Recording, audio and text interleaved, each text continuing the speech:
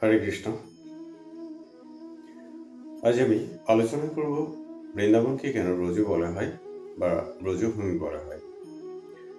ব্রজ একটি সংস্কৃত শব্দ যার অর্থ গমন করা বা চলাফেরা করা বা চারণভূমি বা গোপালদের বাসস্থান।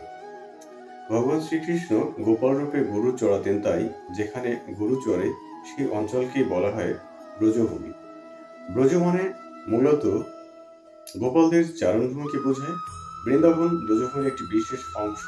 ব্রজভূমি মানে শুধু বৃন্দাবন নয়, এর মধ্যে গোকুল, নন্দগ্রাম, বর্ষানা, গোবর্ধন, যমুনা তট প্রভৃতি স্থান পড়ে। তাই বৃন্দাবন হল ব্রজভূমির হৃদয়, আর ব্রজ মানে পুরো সেই পবিত্র অঞ্চল যেখানে কৃষ্ণ তার শৈশব ও কৈশোর লীলা করেছেন। ব্রজ মানে শুধু ভৌগোলিক স্থান নয়, এটি ভক্তির ভূমি, প্রেমের ভূমি, যেখানে প্রতিটি বৃক্ষ, নদী, ধূলিকণাও কৃষ্ণ ভক্তিতে ভরপুর।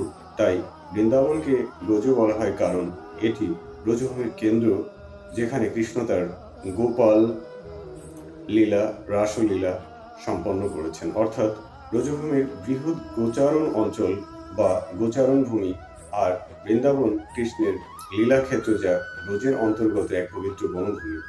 এটি ব্রজভূমির সবচেয়ে পবিত্র ও কেন্দ্রীয় স্থান। বৃন্দাবন এবং ব্রজভূমি এই দুটি শব্দ একে অপরের সঙ্গে ঘনিষ্ঠভাবে সম্পর্কিত হলেও অর্থ ও পরিসরের দিক থেকে কিছুটা পার্থক্য আছে। এখন তা সহজভাবে ব্যাখ্যা করছি। বৃন্দাবন একটি নির্দিষ্ট স্থান বিশেষ, যেখানে শ্রীকৃষ্ণ শৈশবে গোপীদের সঙ্গে লীলা করেছেন। বৃন্দাবন মূলত যমুনার তীরে অবস্থিত একটি পবিত্র তীর্থস্থান। এখানে কৃষ্ণ তার রাসলীলা, বনবিহার ইত্যাদি নানা লীলা সংঘটিত করেছিলেন। ব্রজভূমি এটি অনেক বৃহৎ এলাকা, যা বৃন্দাবন সহ গোটা কৃষ্ণ লীলা ক্ষেত্রকে নির্দেশ করে। ব্রজভূমির অন্তর্গত অঞ্চলগুলো হল মথুরা, বৃন্দাবন, গোকুল, নন্দগাঁও, বরসানা, গিরিরাজ গোবর্ধন, বলদেব মহাবন ইত্যাদি। অর্থাৎ বৃন্দাবন ব্রজভূমির একটি অংশ মাত্র। ভক্তদের কাছে শ্রীকৃষ্ণ ও শ্রীমতী রাধিকার প্রেম লীলাভূমি। এখানে ভক্তরা রাধার ভাব ও প্রেম ভক্তি সাধনা করে থাকেন। ব্রজভূমি শ্রীকৃষ্ণের সম্পূর্ণ লীলাক্ষেত্র।